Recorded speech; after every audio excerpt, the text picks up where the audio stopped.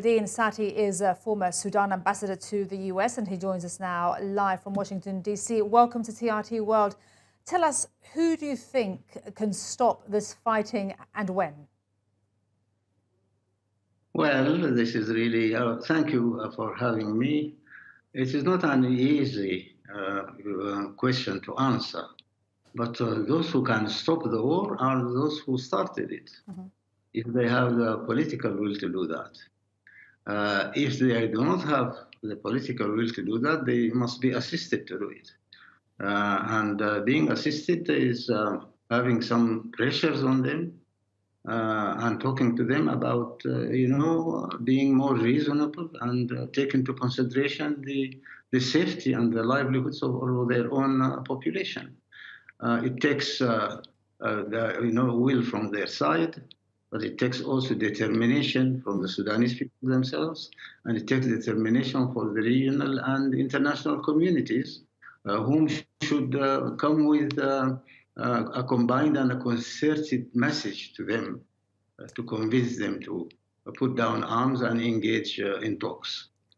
And so far, we've heard Egypt wanting to step in, South Sudan also offering to mediate, and the most recent one, a regional bloc, Kenya's president saying a regional bloc would send Kenya, South Sudan and Djibouti presidents to try to reconcile the groups. What do you make of all those mediation efforts as an ambassador?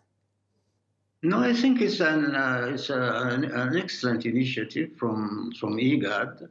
I personally welcome this initiative, and I think Sudanese people will welcome it because it's a goodwill mission from our partners, from our friends, and from our neighbors, with whom we have excellent relations. And I think this kind of initiative can produce results because it's high level.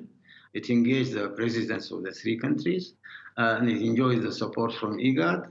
And of course, it has to take into consideration the fact that also, as I said earlier, there should be concerted effort with the African Union, with the regional communities, with the Arab League, with the United Nations, with friendly countries, so that the whole of the international and regional communities will come together in order to send the same message and pass it across to those who are fighting there, that there is a determination and there will for them to stop this war. And what if this fighting drags on? It's been 2 days already. So many people have died. What happens if this doesn't, if a diplomatic solution isn't found soon? It is very ugly. I mean, it's very ugly, unimaginable. We thought of our Khartoum capital and our cities are being the safest in the world. Now they are the most dangerous in the world. It's unbelievable for my generation, and those who came after me cannot believe what's going on in Sudan. This is quite un-Sudanese in many ways. But of course, the accumulation of years of injustice and management by the former regime and the military thinking that they are entitled to rule by the force of the gun and all that has put us in this situation. But of course, we need to engage diplomatic efforts in order to convince them to see reason and to put down the guns, as I said earlier. Otherwise, this mayhem is going to continue.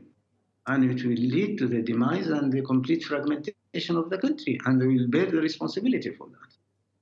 Just to be clear, 2 days of violence, and we've seen 61 civilians who have died. All right, Nureldin Satti, former Sudanese ambassador to France, the Vatican, Portugal and Switzerland, thank you so much.